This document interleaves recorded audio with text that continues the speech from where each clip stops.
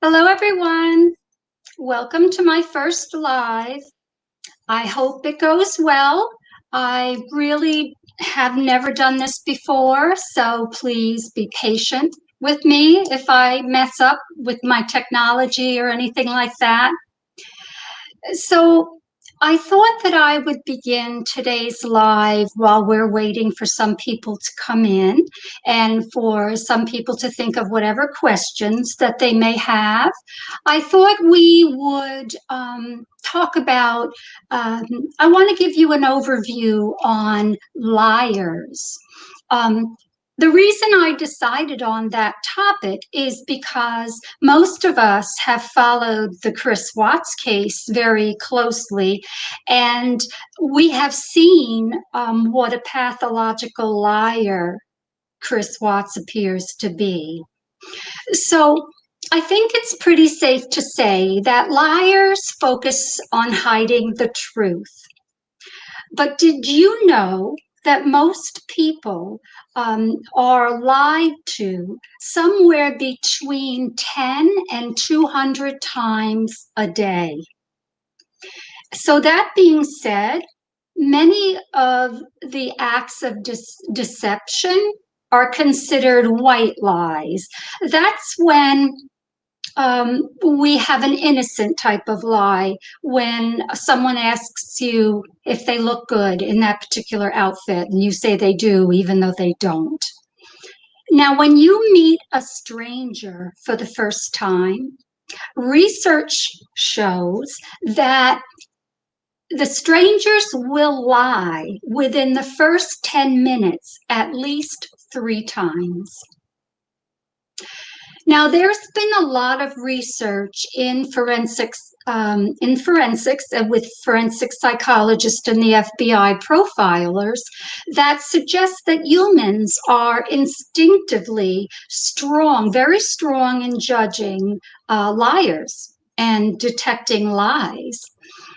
In fact, people are better at unconsciously detecting lies rather than consciously trying to detect the lies. So, that being said, there are actually more than 10,000 body language cues in every minute of human interaction. So this means that when people lie, their body language speaks volumes. We look at a person's eyes and their hands, their head, and their voice. These can all tell us whether or not the person is telling the truth or whether they're lying. Now, it's important to understand that before you can tell whether a person is lying, it helps to know what their normal behavior is. But if you don't, there are some things and some tips that I'd like to share with you so that you can detect whether or not a person is lying to you. So, there are some very telltale signs of deception that you can look out for to determine whether or not someone is lying to you. The first tip would be if the person is repeating phrases or words. So when a person is trying to convince you of something, they may repeat specific words or phrases. By saying those words or phrases repeatedly while they speak, they are trying to buy time so that they can come up with a believable statement or answer to your question. We saw this a lot in the Chris Watts case with his repeated use of the word like. He said like all the time. That's actually called a difluency. Difluencies are when people use words or phrases to buy themselves time to lie. The next tip is look out for whether or not the person is covering their mouth. Um, People who don't want to answer a question or tell the truth, or if they don't want to deal with a certain issue, they'll put their hand over their mouth. Um, that is their body language attempt to close off the communication and hide the truth from you. The next thing to look for is any changes in the person's position of their head. It's usually seen as sudden movements of the head when they're asked a direct question. And if they move their head, typically they'll jerk backwards, or they'll look down, or they'll tilt their head to the side. That's usually an indicator that the person is coming up with a lie. The next is blinking. So look at the eyes. When most people lie, it's common for them to break eye contact with you. However, liars, in an attempt to control you and manipulate you, they're very skillful, and they'll make it a point to maintain direct eye contact for an extended period of time. Now, when a person tells the truth, they will occasionally shift their eyes around the room or may even look away from time to time. But liars, on the other hand, they will use a cold, steady gaze, and their intention is to intimidate you or control you. We also look for rapid blinking of the eyes, and that's usually a sign that the person is lying. And the bigger the lie, the more they will blink, the more rapidly they will blink. We have seen both of these behaviors in the various interviews and the body cam that we watched in the Chris Watts case. You can see that he's intentionally staring down the police, trying to convince them of his truthfulness. The next tip is look out for whether or not the person is providing too much information. Because when a person goes on and gives you too much information, and especially when it's details that you didn't ask for, they are likely lying. And the person will provide an excessive number of unnecessary details while they're explaining themselves in an attempt to sound truthful. Liars often talk a lot because their hope is that with all their talking and their appearance of being open, they're hoping that you will believe them. We saw this again in the Chris Watts case. And in fact, not only did Chris Watts do this in his interviews, but the mistress did this a great deal in her interviews. She was all over the map with her explanations and changing topics and providing too much information, and most of it was a lie. The next is to look out for changes in the person's breathing. Breathing is a reflex action, and when a person lies, they will breathe a little bit heavier. They'll also swallow a lot. When someone feels nervous, they may experience an increase in their heart rate and their blood flow as a result. Their voice could become, more shallow. And typically, if they're lying, they will raise their shoulders up when they are talking and when their breathing changes. So that's important to look out for. Also, uh, there's a term, vocal fry, it's called vocal fry, and that's when someone intentionally changes their tone and their voice to get that kind of gritty, gurgly kind of sound, and that's intentional. They're trying to appear more sincere and more truthful.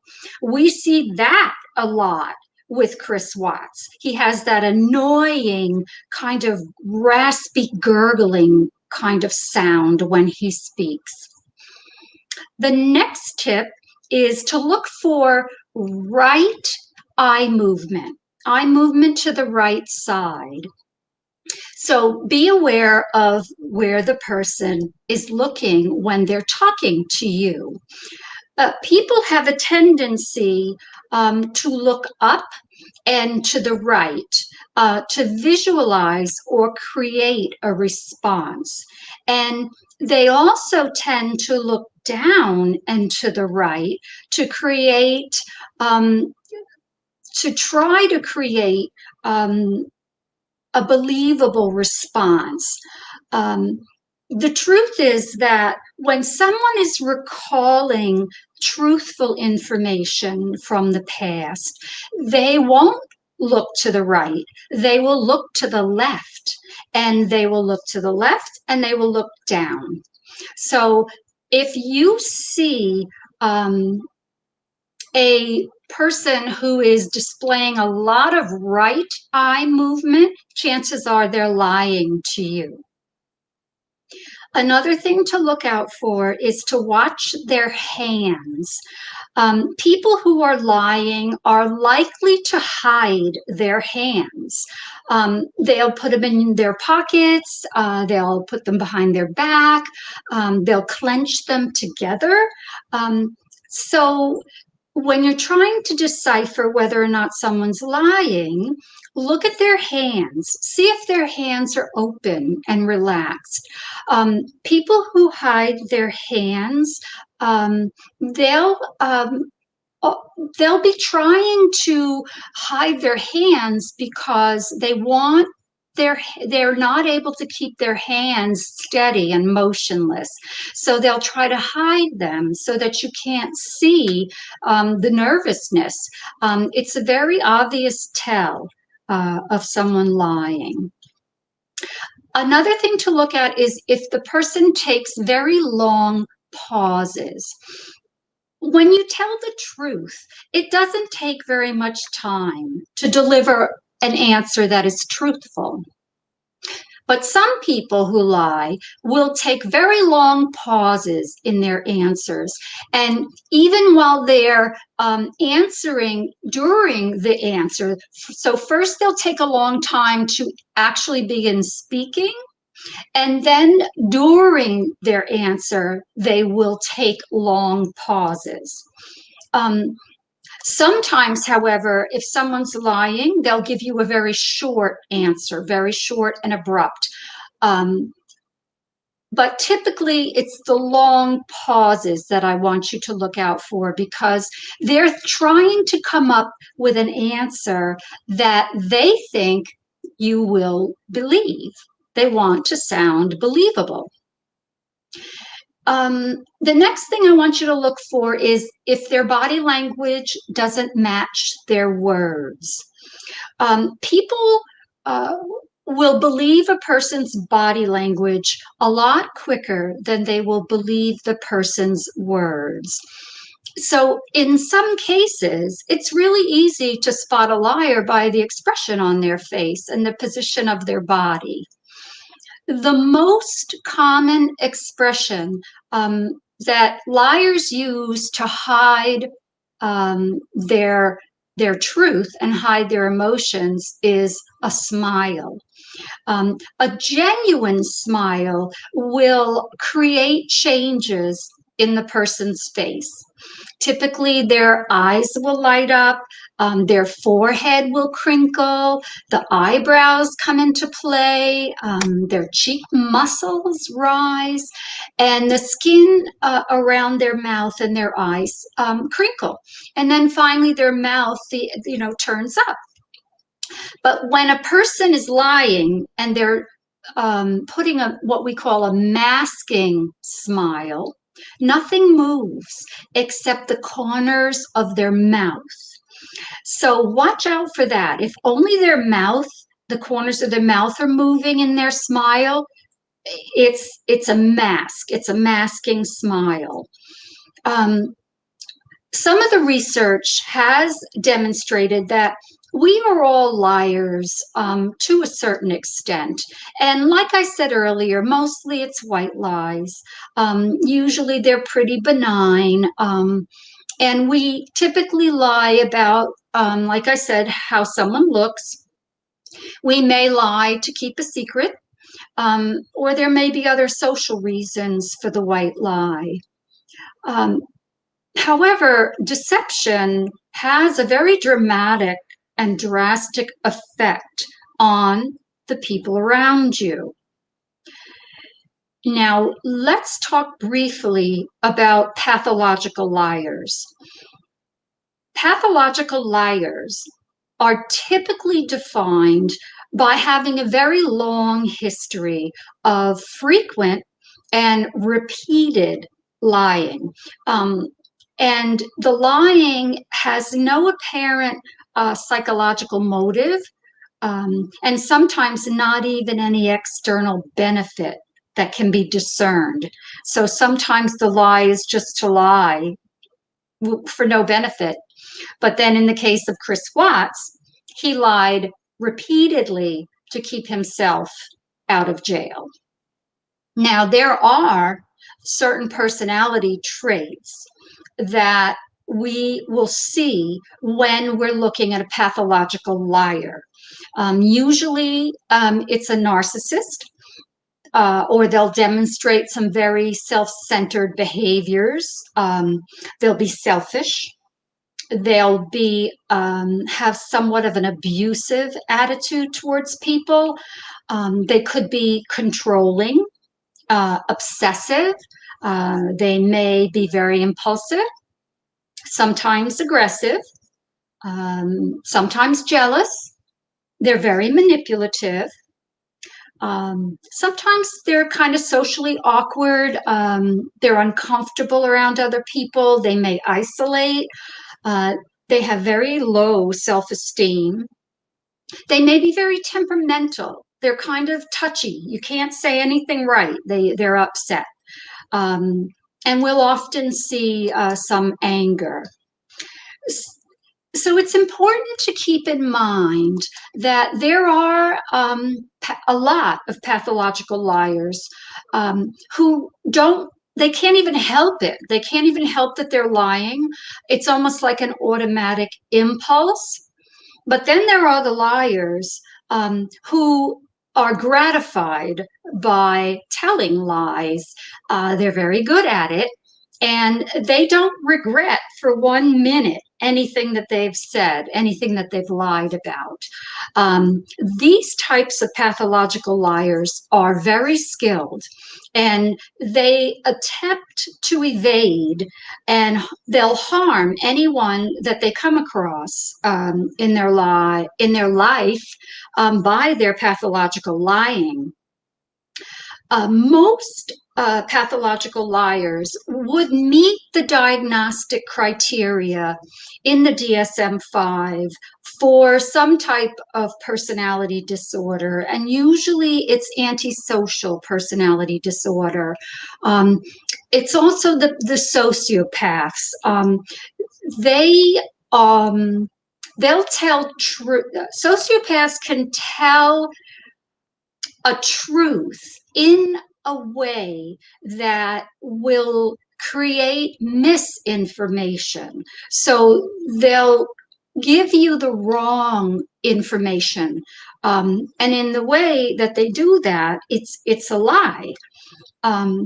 They also really enjoy keeping people confused, and they really enjoy when you believe their lies. Based on my clinical experience and research, I want you to keep the following 6 things in mind if you think you're dealing with a pathological liar. Okay, it's very important. First, you need to know that a pathological liar is studying you, because the goal of the liar is often hidden, and you can't count on the fact that they don't want you to know the truth. They they're known to study the person that they're lying to because they want to take advantage of you, and they'll look for any weakness in you. The next thing to bear in mind is that pathological liars don't have any empathy. They don't have a moral compass. They don't care how their lies make you feel. Um, they don't even think about what they're doing when they lie to you. They don't care about your feelings, and they never will. The third thing I want you to remember is that normal people feel guilty and are typically relieved when you change the subject, or stop asking them questions. And this is a very interesting point that I learned when I studied forensic psychology.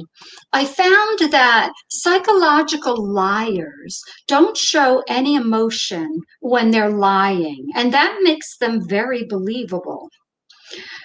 A person who's lying and has a normal level of empathy and concern for other people, they'll be visibly relieved when you change the subject because they're uncomfortable lying. But a pathological liar is not the least bit fazed by lying to you, and you won't ever see any real emotion coming out of a pathological liar. The fourth thing I want you to remember is that all liars do not do common things that you think that liars do.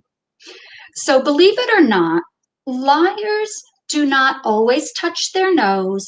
They don't always shift around in their seat. They don't shift from one foot to the other, and they don't even look sneaky when they're lying. So some really experienced liars are very good at giving you direct eye contact. They seem very relaxed, and they may even appear very sociable. But the thing to look out for is the eye contact if you feel and sense that it is very piercing, that they're giving you piercing eye contact, because sociopaths have learned how to evade people with direct eye contact. They use sociable smiles and humor.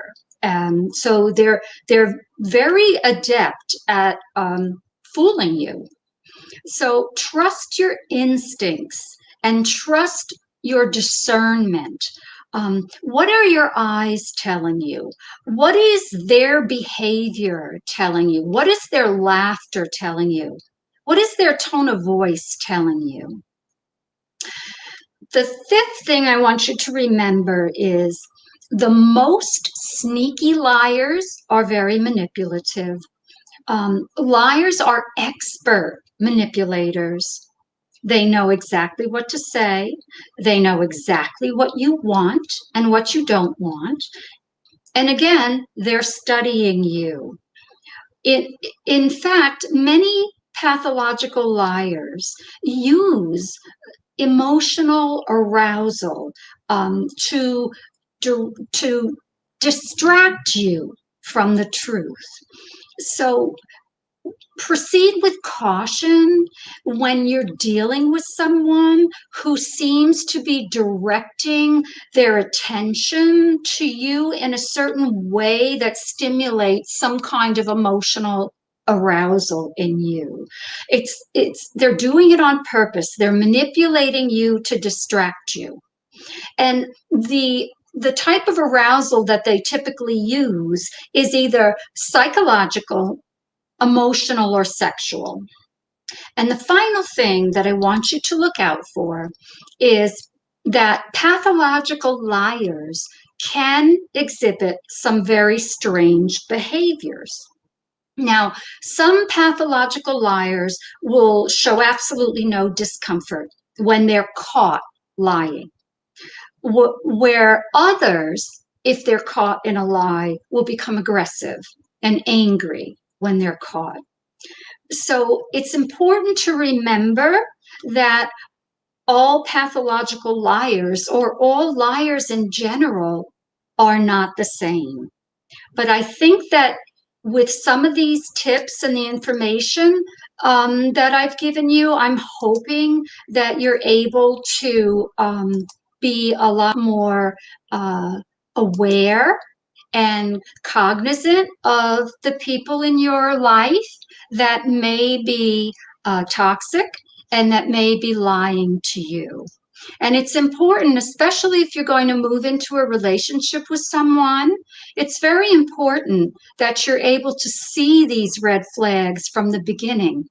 And I hope that you watched my video that I posted yesterday about the narcissistic family system. I believe that poor Shanann was trapped in that toxic, dysfunctional family system. And we know how that ended. It was tragic. So now I'm going to take some time to look at chat and try to answer some of your questions. So I'm going to scroll all the way up in the chat to the beginning. And so forgive me for a minute for reading the chat, but I'm going to try to pop some questions on the screen, okay? So let me say hi to some people. Hi, Chicken Lady. Hi, Liz, Emily, Alicia,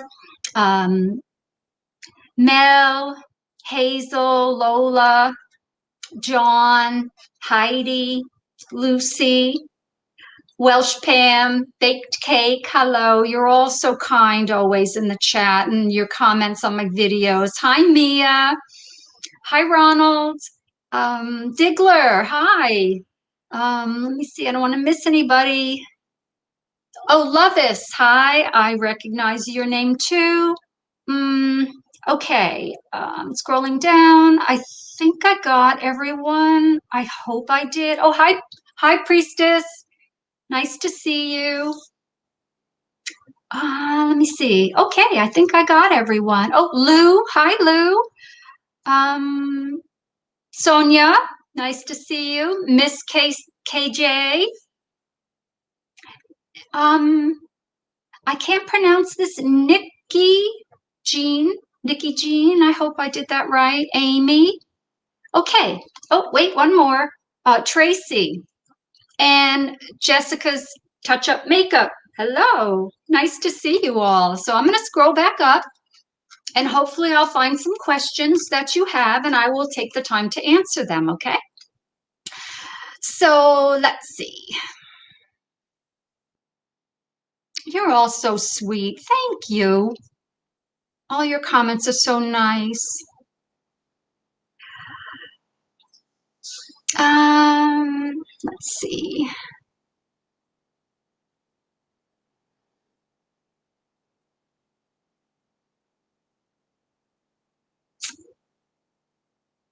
I just see a lot of really kind comments. Does anyone have any questions they want to ask me? Marion, I totally agree. I can't stand the mistress's voice. Everything about her is fake. She's very immature, in my opinion, and desperately needs male attention. And it was nauseating to watch the flirting that was going on in some of those interviews with law enforcement. it's just, I can't even listen. It's horrible. Um, let's see. Yeah, the vocal fry, Alicia. Yes, yep. I talked about that's that gritty, gurgly sound when Watts talks in a lot of his interviews, and it's such a manipulation. It's his pathetic attempt to sound more sincere and believable. So if someone in your life does that, please be aware if it's not something wrong with their actual vocal cords, if they don't have any kind of, if they don't have a smoker's gurgle, any kind of emphysema or breathing thing. If someone's speaking to you with that kind of vocal fry, I want you to be very wary of the person because chances are it's intentional. So watch out for that because it's not a normal tone. It's not a normal tone when people talk unless there's something physically wrong with their voice. Okay. Um, let's see, what else do we have? Chicken lady, you need a bedtime story. I hope your tooth is healing. I felt so bad for you that you were suffering with that wisdom tooth thing. Oh, hi, Gigi Chronicles.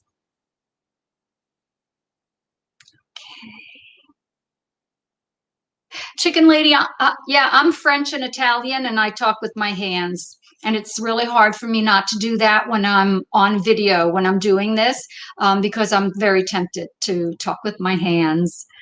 Um, okay.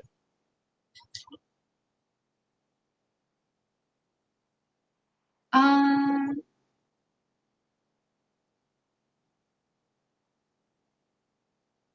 okay. Lou says, how can one person think that people will forget that Shanann and the children are missing? That the case will be closed and we're all going to forget about them and he can go on with his new life. Mm, I don't know. I don't think there are a lot of people that will forget this case for a long time to come. I think that eventually all of Watts's misguided fans are going to fade away, and his family, if he lives long enough, his family will grow old and die, and he'll be left a pathetic murderer who more than likely will never take responsibility and I truly believe that he will never tell us the truth, the real truth about what happened with the murders. I think we have parts of the truth, and I truly believe that he is such a pathological narcissist and liar that he he so easily spins whatever truth he thinks the person who he's talking to wants to hear. I don't think there's an authentic bone in his body. I think he dropped the mask that he wore, being the perfect father and the perfect husband. He dropped that mask, and now he wears the mask of the religious zealot. He may be able to quote the Bible, but a person who is truly sincere in their relationship with God doesn't lie. They repent and they're honest, and he isn't. And he's wearing his religion as his new mask because he believes that it repairs his image. And he thinks that we, society, are easily fooled, and we're not. We see right through him. He's very transparent, but his agenda is he thinks that because God forgave him, we certainly should. And that rhetoric that he gave the detectives when they went to Wisconsin to interview him again, all of that BS about how he can't judge anyone else because he doesn't want to be judged, that's a load of crap. It's a load of crap. He says what he thinks the person who he's talking to wants to hear, and he wants to paint himself in the best light possible.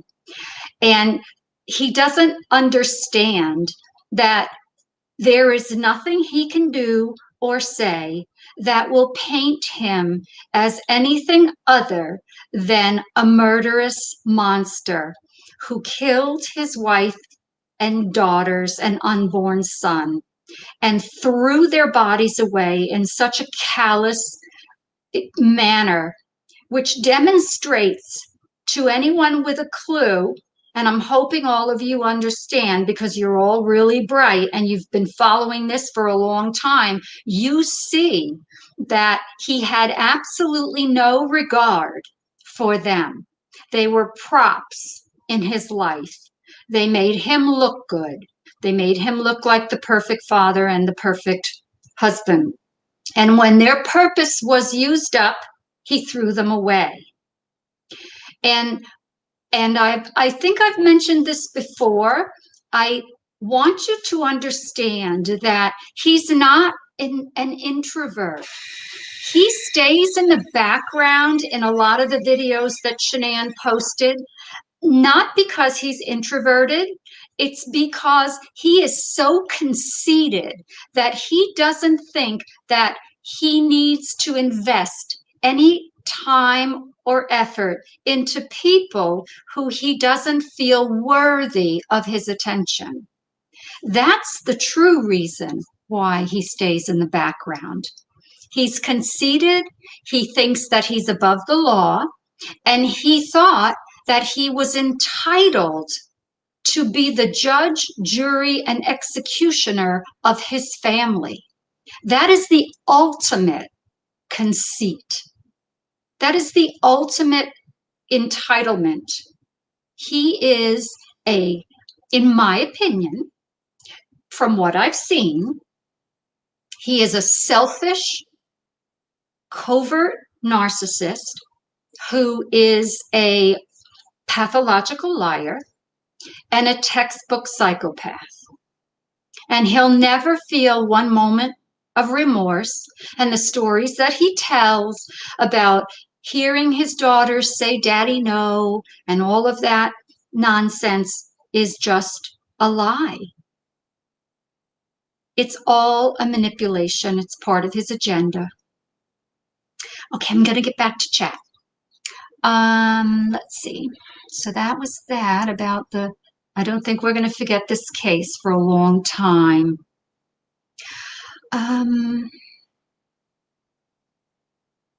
I'm so happy that so many of you had joined me for my first live. I was so nervous.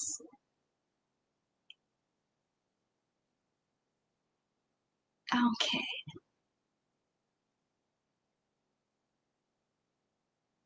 Okay, I have a question from Manchitas. I hope I pronounced that right. Yes, I talk a lot about narcissism. What's the most efficient way to turn off a narcissist? What can make the person look elsewhere and let the victim go? Okay, that's a fabulous question. And I have an answer for you. The only way that you can sort of turn off a narcissist is to go completely no contact, none. You can't have he can't, or he or she can't have any access to you, none. You cannot fuel provide them with any narcissistic fuel. And a lot of people think that when they get angry with a narcissist or they get upset and they cry, that it's going to make a difference to the narcissist. It doesn't. It's just fuel. Whether you're upset, that's fuel. If you're telling them off, that's fuel. They don't care. It's attention. In their mind, they're so powerful that they have caused you to cry or yell or scream. It's all fuel. So you go no contact. The second part of your question is, You'll never get rid of your narcissist. They will never let any of their previous sources of fuel, they never, in their mind, they'll never, you're still there. It's like they put you in a garage, and in that garage are all of their previous sources of narcissistic supply. And when their primary source of supply goes away for whatever reason, usually it's because they have caused a narcissistic injury by confronting the narcissist. So if they lose their primary supply, they open the garage door, they pull another one out, and they try to use that person as the replacement source of supply. So in the narcissist's mind, you're always going to be in their garage. And the only thing you can do to counter that is to remain no contact. If they show up at your door, don't answer the door, because nothing that you say is going to convince them that that you mean what you say. And if you tell them to go away, get off my property or whatever, it's fuel. Everything that you do in their eyes is fuel. So just know that you're in the garage, and the only thing you can do is, if he or she pulls you out of the garage and tries to get supply from you, narcissistic supply, you remain no contact.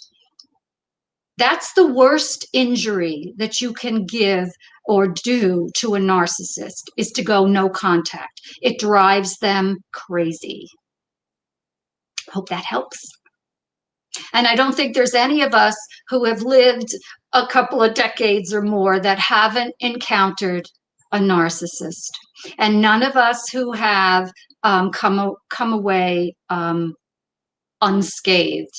They damage everyone in some way. Okay. Let me see.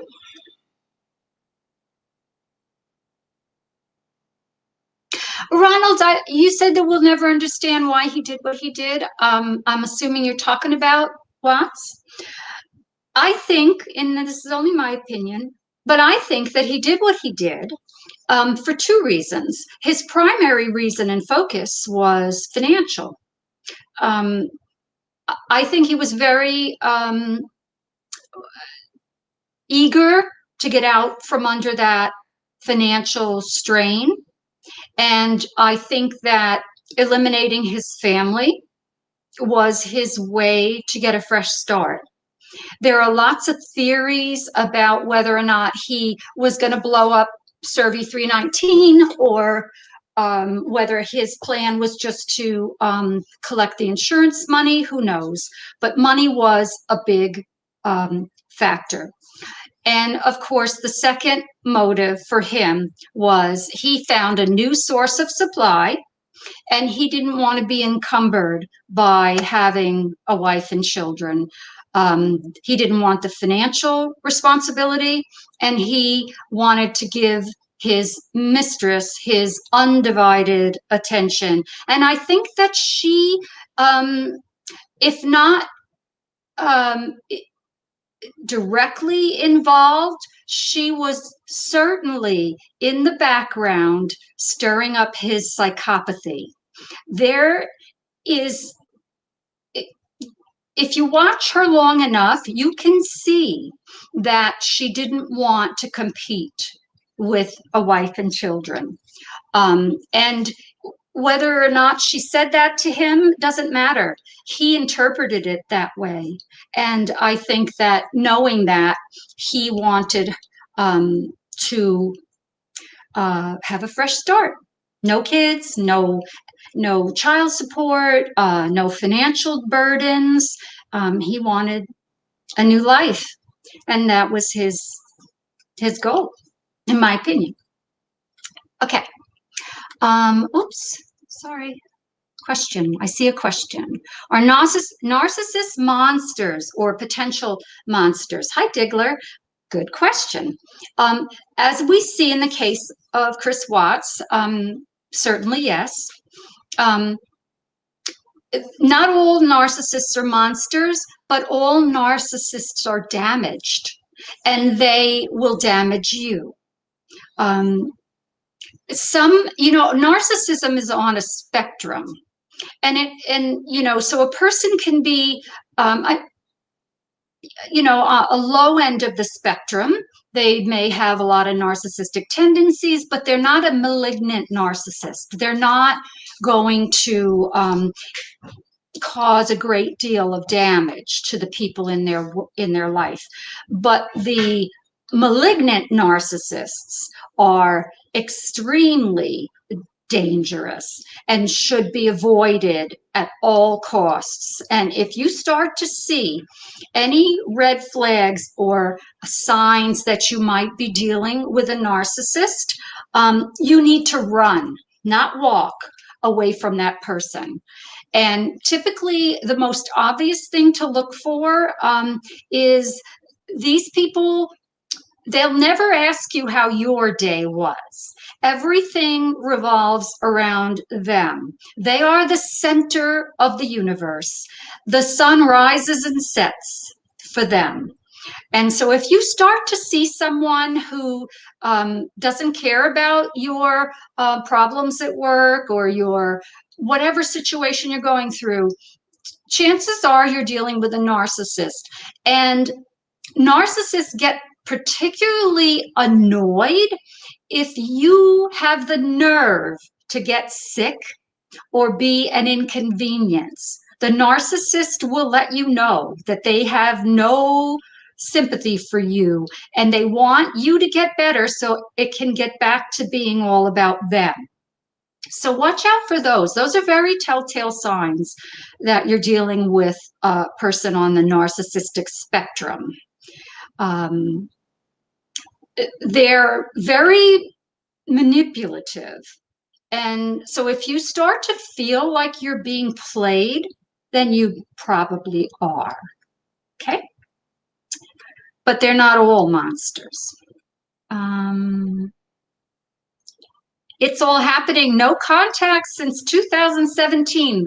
Congratulations. Excellent job.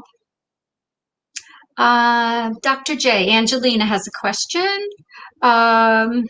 When she has to speak to him, she's very firm and tell him he is a disappointment and he can't stand that.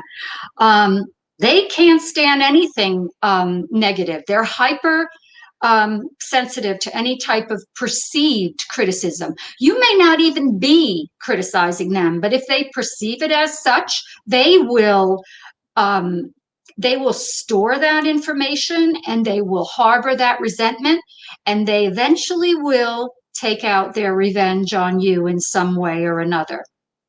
And I think in the Chris Watts case in particular, I think he harbored years of resentment, not only for Shanann and the children, but in my opinion, he hates his family.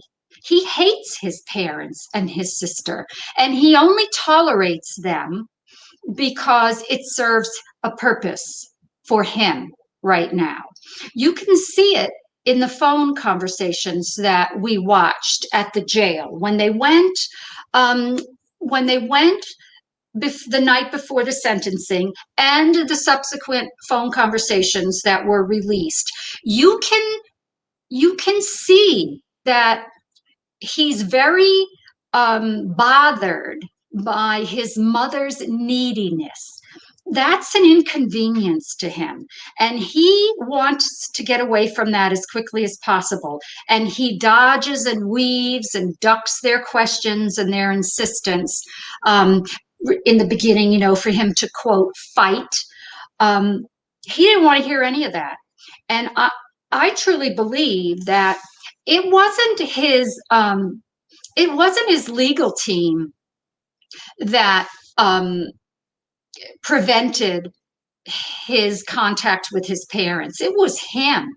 He didn't want to deal with them, and he used the lawyers as a scapegoat and blamed them and said that they wouldn't let me talk to you. He didn't want to talk to them. He didn't want to hear the crying and the begging and the please fight, all of that. He didn't want anything to do with that. That was just too needy for him. He just wanted to run his new agenda, and he didn't want to deal with his family. And he only does so now because they serve a purpose. Okay. Yes, Lola says it's your tears that the narcissist feeds off of. Yeah. Yeah, that's particularly a big source of narcissistic supply if they can upset you. Um, Irvin says, besides covert narcissism, there anything else he might have? Yes, yes, he's a textbook psychopath. He really is. On one of my other videos, I did the psychopathy checklist, and he scored anything over, I think it was 30, is a definitive that the person is a psychopath. And I believe I scored him at a 33. So in my opinion, based on what I've seen of him, he is a psychopath. He's a covert narcissist. And I do believe he has a lot of traits of someone who has avoidant personality disorder. He is a people pleaser. And he does that because he'd rather be a people pleaser than waste the energy on any kind of conflict or confrontation. And that's why he tells each person that he's speaking to, he tells them what they want to hear. And that was particularly obvious in the last 6 months of all of this internet, YouTube videos from KK and Lana and various others where he was clearly playing each one. And I can't say this often enough. If anyone is engaging in any type of relationship with him, whether it's writing letters or talking on the phone or email, trust me, you will be damaged eventually. He will damage your reputation. He may damage your job in some way. There is no end to how dangerous it is to engage in any type of contact with a person like that. It will not end well for you. And he's the one that benefits from the relationship. And if you think that you're benefiting in some way from the relationship that you have, whether it's correspondence, etc., trust me, you're not, because eventually it will damage you. And he will go right along to the next person and use them and discard them, as we've seen over and over again. He does it, and so does his family. Okay, let's see. Yes, Angelina, he has, in my opinion, a personality disorder. Yes, narcissism falls under personality disorders, and so does avoidant personality disorder. Okay. Cheryl, your daughter's fiance, ooh, it's a pathological liar, cheated on her. Oh dear. You, Cheryl, have her watch my channel. Watch some of my videos about narcissists. I have one on the difference between a sociopath and a psychopath. I don't know how old your daughter is, but don't stop trying to educate her about him and what you're seeing and what your concerns are. If she doesn't listen, you can't make her, but do make the information available to her so that she can be more informed and be more aware. And so maybe she'll eventually see the traits in him. And particularly if someone has cheated on, if he cheated on her, that's a character flaw that is hard to recover from. Chances are he'll do it again. And she can do better. Tell her that she deserves better than that. Okay, let's see. Miss Sonia says, didn't NK address with CW his claim about having sex with Shanann just before murdering her and the daughters? How did he think this would fly with her? Um, um, I don't know that he told her that. But if he had, it wouldn't have gone well for him. I do think she's very immature and she was extremely jealous. She wanted the life that Shanann had. And I believe that if things hadn't turned out the way they had, and say he had gone the right way and divorced Shanann and stayed in the relationship with NK, my guess would be that she would have dumped him a lot quicker than he would have ever dumped her. I think she saw him as a prize to win. It stroked her ego to have the attention of a married man. And I think that her whole end game was to have what Shanann take what Shanann had. Um, but I think if she had succeeded, she would have gotten very bored of him because he's very boring. Let's see.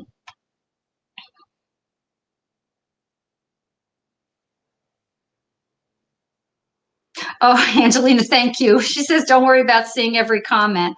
I'm trying. Um, okay.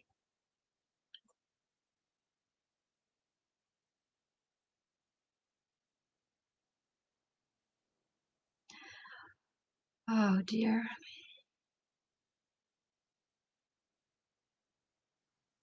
Oh, wow, Lola, your nephew's behavior, he's taking on some of the traits of his overt narcissistic girlfriend. He goes along with everything that she expects and manipulates. Well, he's an active participant in that dysfunctional relationship.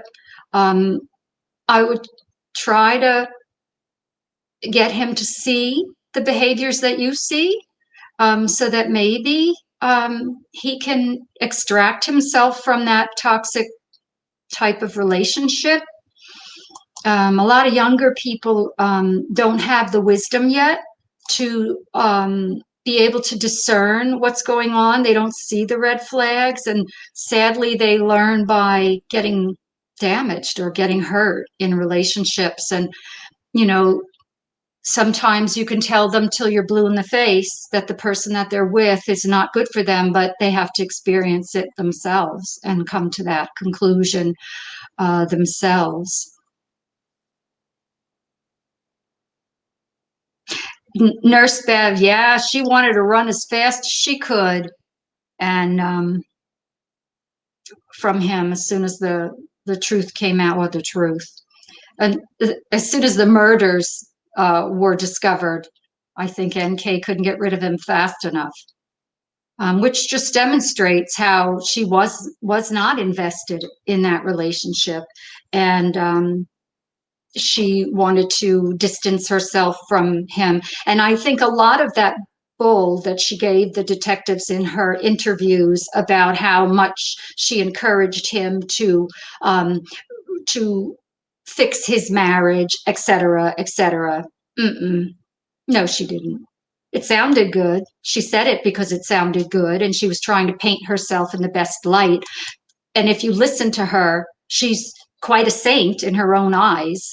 Um, but it's hard to what's that saying? You can put lipstick on a pig and it's still a pig. Well, she's had an affair with a married man. It is what it is. There's a Her moral compass is a little skewed, and I hope she matures and learns from that mistake. Um, Time will tell. Okay, let's see. Oh, good. Cheryl's going to have her watch my channel. Good. Hopefully it helps.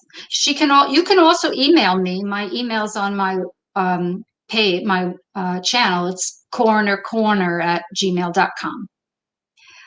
How can we teach children in school about personality disorders? Mel, that's a really good question. Um, I think we need to teach children in school how to be functioning adults. None of that is taught. You know, they don't know how to balance a checkbook and pay their bills, and none of those life skills are being taught. And it's really sad. And in particular, if they don't have a parent that is stable and you know, balanced enough to teach them some of that stuff, um, they they are train wrecks. They stumble around through life, and they really don't have a clue how to be an adult. Um, I see a lot of people in my practice that are not doing a very good job at adulting, and a lot of it is because of the way they were brought up and what they weren't taught. But that doesn't mean it's too late. Anyone can learn, um, as long as they're willing. And so I think they should learn about life skills, and they should learn about dangerous people, and they should learn about narcissists and people who manipulate and take advantage of vulnerable people. Um, Most young people are vulnerable. In their early adulthood, very vulnerable. And, they need someone to have their back and try to teach them the way of the world. It's a dangerous, dangerous world. And and it's disturbing to me that so many young people are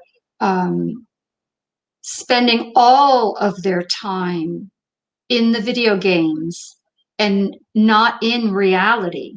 They need to get out of that uh, video game world and get into the real world and learn about how to function in the real world.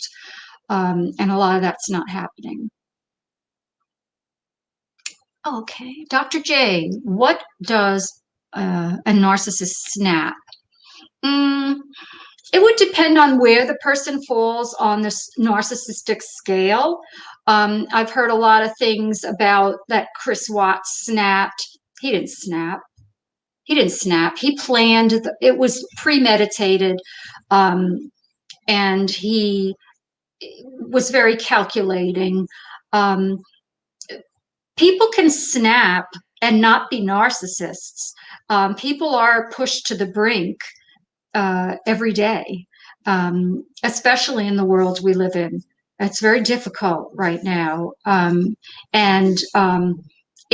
it's a matter of trying to see the signs that a person is being pushed to the edge, whether it's relationship issues, financial problems, job difficulties. These things build up, and stress is cumulative. And so as it builds up, you might start to see the person having a very short fuse. They'll be less tolerant of things that they used to tolerate in the past. And so you can start to see that the person's moving towards, snapping. And that's when you need to intervene and have some kind of intervention, as far as, do they need to talk to a therapist, or do they need some kind of help to lessen the load that they believe, the burden that they believe that they're carrying. And sometimes I tell my patients, take your troubles, and instead of looking at your troubles in this giant mountain that we tend to do, take each trouble and put it in its own little pile and address each little pile instead of the mountain. Because when you're looking at a mountain of problems, you become overwhelmed. But if you can look at each problem as a little mountain and address each one, you won't be pushed to the brink. You'll be able to manage it better. Um, so,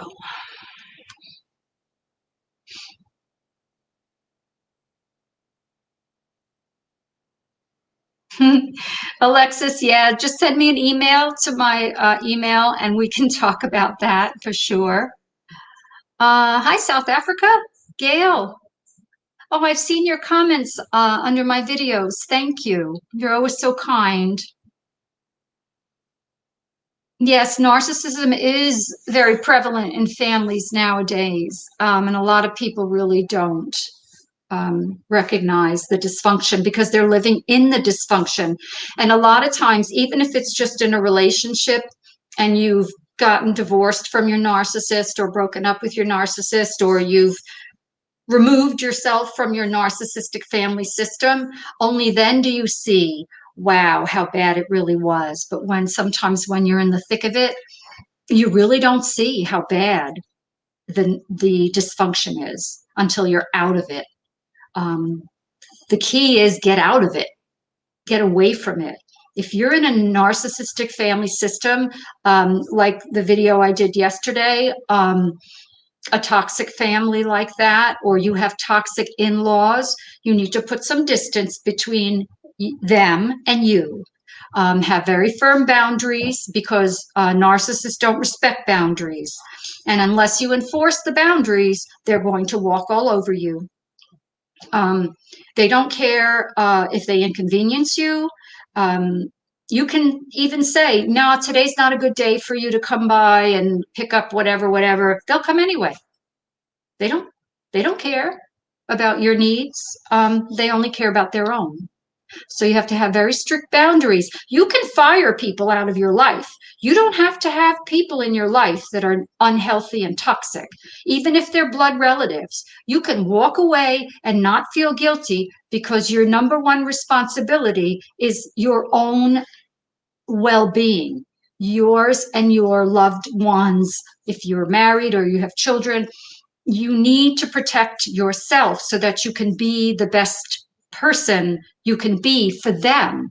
And if you're allowing these other toxic people to drain you, then you're not able to be your best self for the people you really love.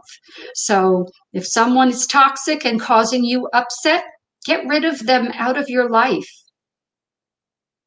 You have the ability to do that when you're a grown-up. Children can't do that, but grown-ups can. So if you have a toxic family member, you don't have to tolerate it. Okay, let's see, where are we?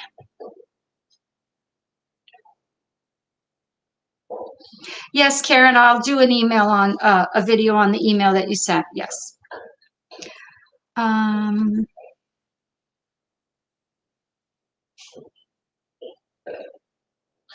Digler, if you're talking about the Watts case, absolutely. He is who he is because of the way he was raised. I think from a very young age, his fake persona, his narcissistic mask was formed. And it usually happens because the child's emotions are not validated by their parent. And I think he learned at a very young age that his emotions and his needs were not going to be met unless he was the obedient child. And that's when the mask started to form, and he became what he believed he needed to be to get the little bit of attention that he received from his parents. And I think that they have co-signed his behavior his whole life, and they continue to do so. And I think that we have seen their true character.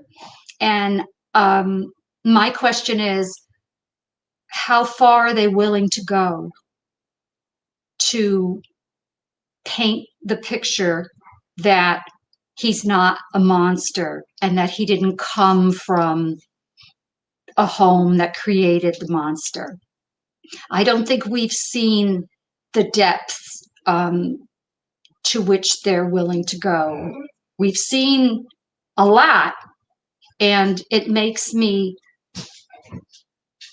upset that they have run this agenda from the beginning and demonized an innocent woman, and blamed her. And it's stopping them from moving on in their life. They haven't moved from that spot at all in almost 3 years. They're still running the agenda that Shanann is the demon and Shanann is evil and Shanann is the reason that he's in jail. They truly believe that. And I think it's really tragic for Shanann's parents and brother. And I think it's preventing them from moving on in life. And I don't know, I don't think without any kind of intervention or some serious therapy that they're going to be able to move on from that position that they've relentlessly put out there for all of us to see. And it's disturbing, really. Okay, let's see.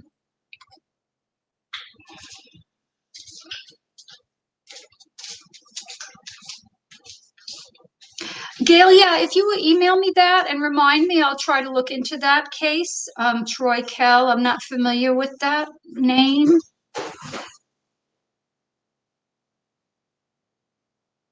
Sonia wants to know if I think that NK is going to roll on CW.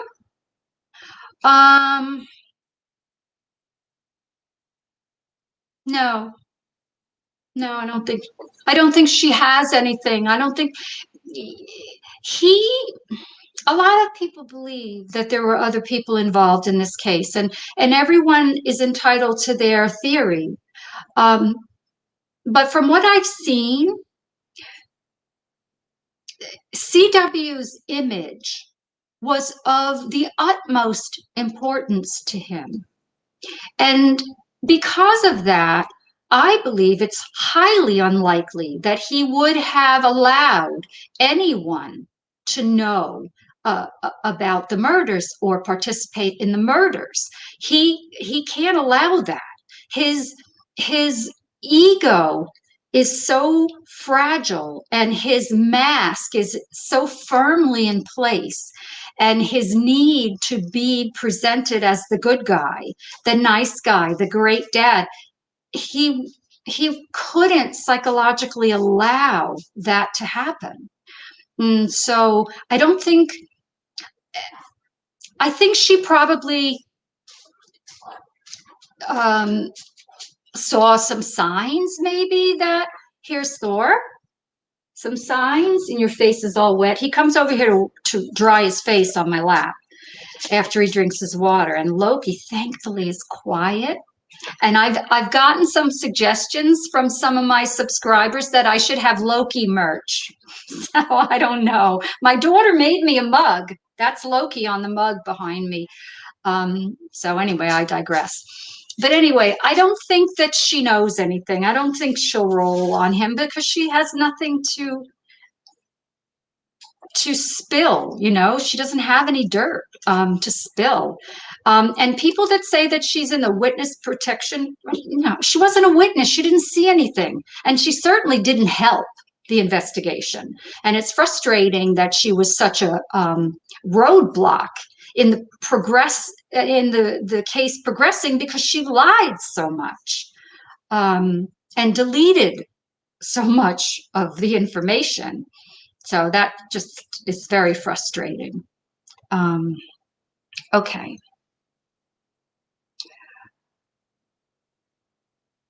Um,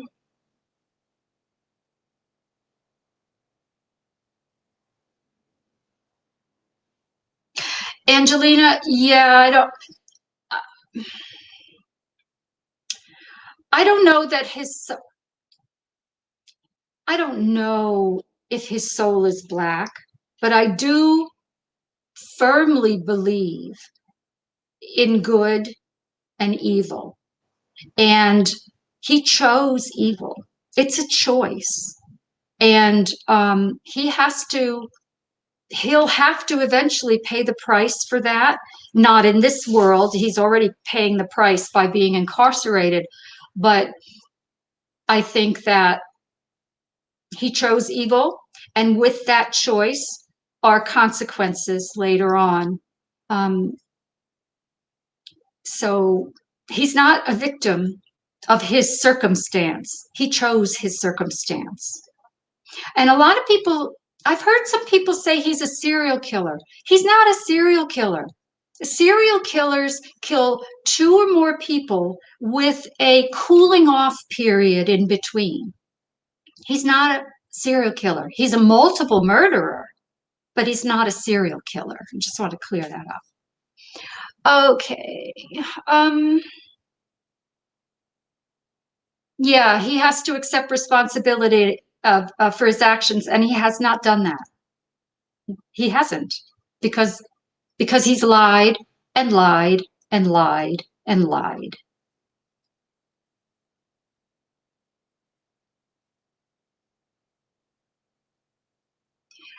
Um, okay.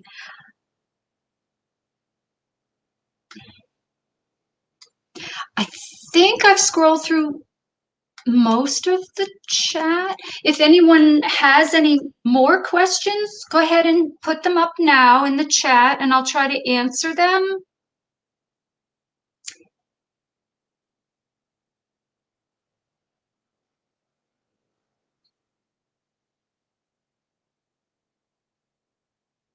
I Irvin, I don't think NK is a psychopath. I think NK is an immature, selfish, uh, insecure, selfish, desperate for male attention. Um, I don't think she's a psychopath. I think she has a lot of narcissistic tendencies or traits, um, but not a psychopath. He is, but she. I don't see that in her. Not with the information that I have available to me. Maria wants to know, why were some records sealed? Um,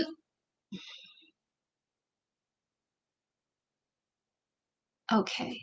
Um,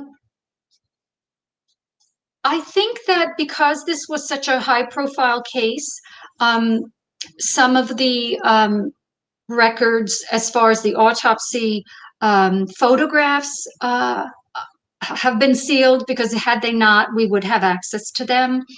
I don't think that the public at large has the right to autopsy photos just because they want to see them. Um, when I was a coroner, we, although autopsies, et cetera, are a matter of public record, we frequently did seal some autopsies, particularly if it was a famous person. Um, so, and there's some misinformation also that's been put out that Chris Watts himself requested that the autopsy photos or some of the results be sealed. That's not how it works. He doesn't get a vote. It's completely up to the coroner and the medical examiner to determine what happens to those records. Those records belong to the office of the medical examiner and the coroner. So only they can decide to seal records. not the family. They don't get a vote. Just like the family doesn't get a vote if someone, I used to get a lot of pushback from families when I would determine that the death was a suicide, because it's very difficult for families to accept that it was a suicide. And we're seeing that right now in the Andriaco case. Um, but even when a family puts a lot of pressure, it doesn't change the cause and manner of death, even though it's not the choice that they wanted to see on the death certificate. They don't get a vote. It's sad, and it's difficult, but you have to go with the science and what you see and how you determine the cause and manner of death to be. And I have never changed a cause or manner of death after doing my investigation ever. Um, so, okay. Mm. Uh, Irvin, good question. Are there any meds that could be used to treat Chris Watts? Um, Personality disorders are not fixable. There's no medication that will correct a personality disorder. There's no medication that will fix psychopathy. Um, if you hadn't seen my video on psychopaths and sociopaths, um, psychopaths are born. Sociopaths are created. Sociopaths are created by being raised in an abusive environment when they're young, as children. They're typically horribly abused, and which results in them developing sociopathy. Whereas psychopaths are genetic. It's in the family tree. So somewhere in the family tree, someone, and it could be generations ago, someone had psychopathic tendencies. Um, the only medication that he would benefit from is if he's suffering any kind of treatable diagnosis, such as depression, anxiety, bipolar. I mean, there's medicine for all of those diagnoses, but not for personality disorders, and certainly not for psychopathy. Um,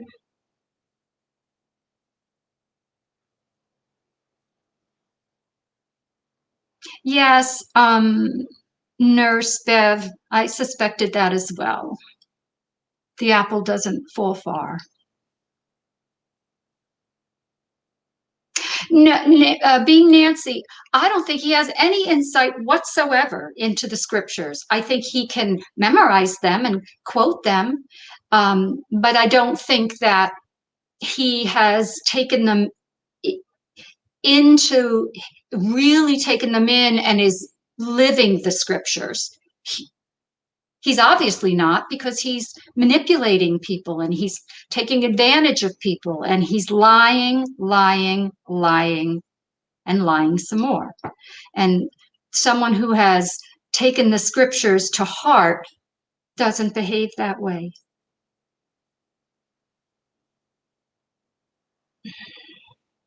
Carla, I didn't see, I'm going to scroll up to see if I can find your question.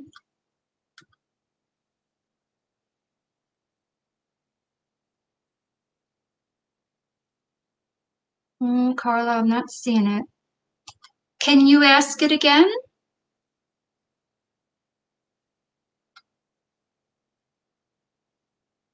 Hockey Mom wants to know what's wrong with Ronnie.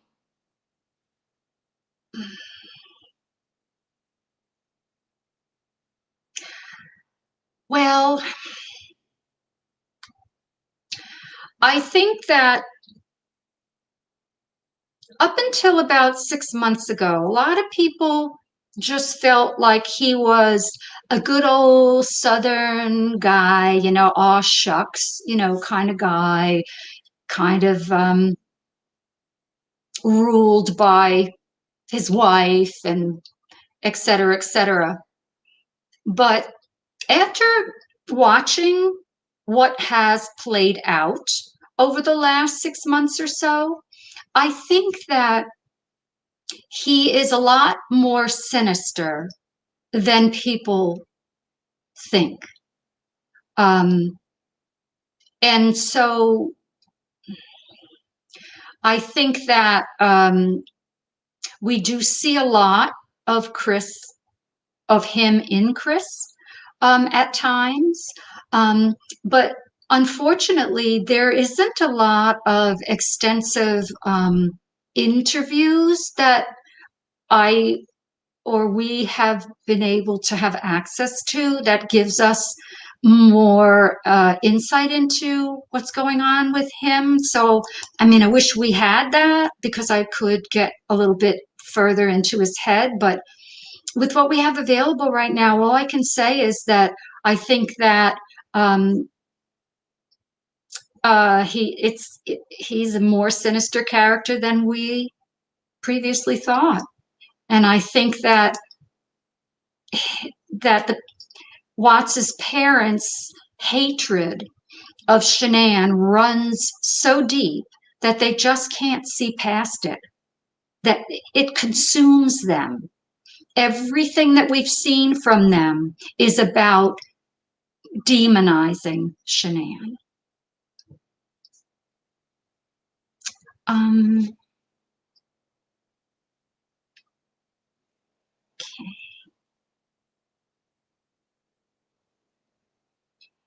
Nurse Bev, yeah, he's very difficult to understand. He talks like he has marbles in his mouth.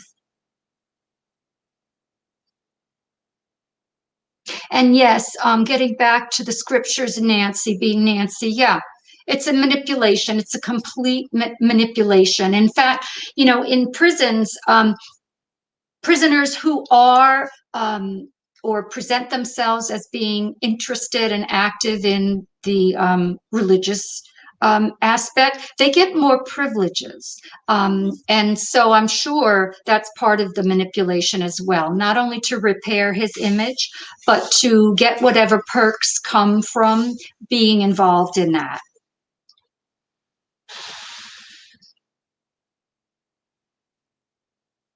Um,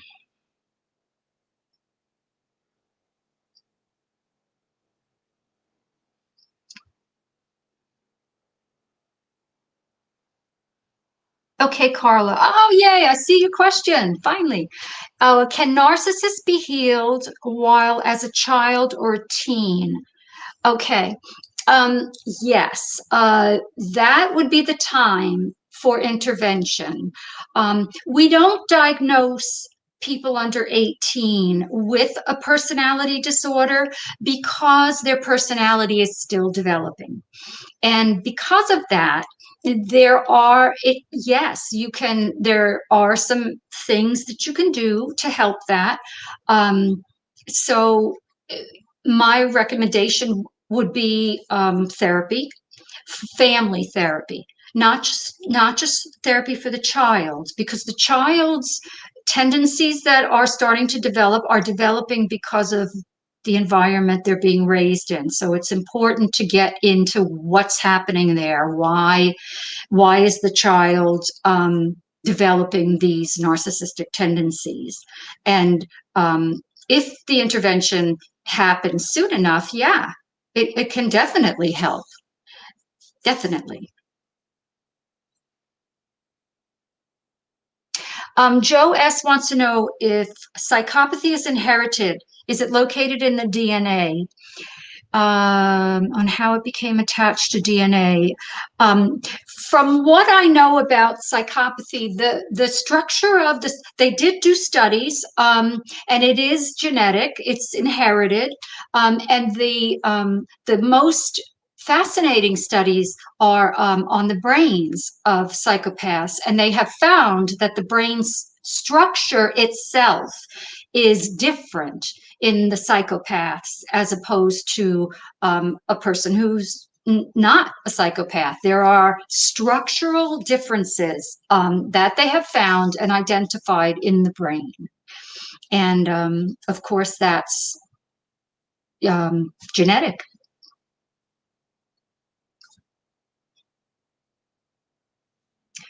Um, yeah, baked cake. Yeah, his although he has, in my opinion, he's a psychopath.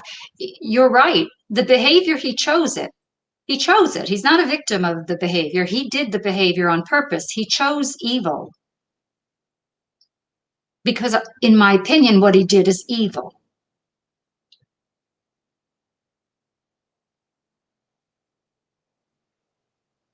Um, Dutchie wants to know, what did Chris Watts think when his kids told him that they loved him?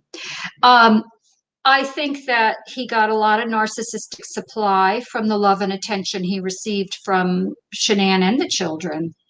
And I think that, when we learned about some of the, or he had said that, the children were starting to say some of the negative things to him that they had heard Shanann say, and that would have caused an enormous narcissistic wound. And I believe that he was, resentful of how much they loved, Shanann and preferred Shanann over him. I think that that also was, um, made him angry, and he resented that very much. Um,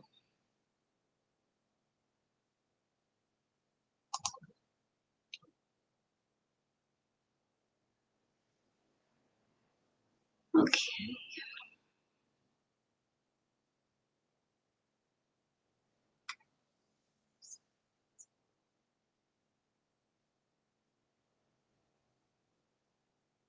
Carla, the structural differences, of the brain, are centered around, the frontal lobe, and that's where, our, decision making and our, ability to predict the consequences of behavior, reside.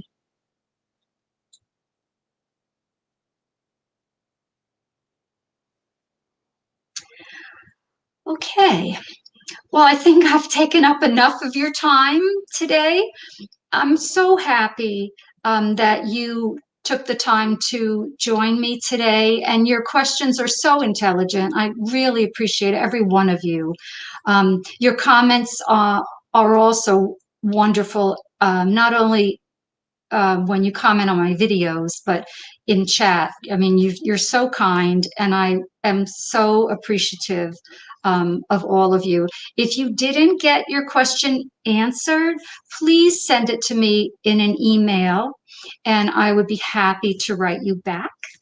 And, yeah, so, oh, Becky has a question real quick before we go. If someone has a child displaying psychopathic tendencies, what advice could you give? I would recommend not only therapy, but I would recommend that the child not be, allowed access to violent video games. Um, I would have very structured, rules and consequences so that the child understands. And I tell this to all of the parents, of the children that I, have in my practice.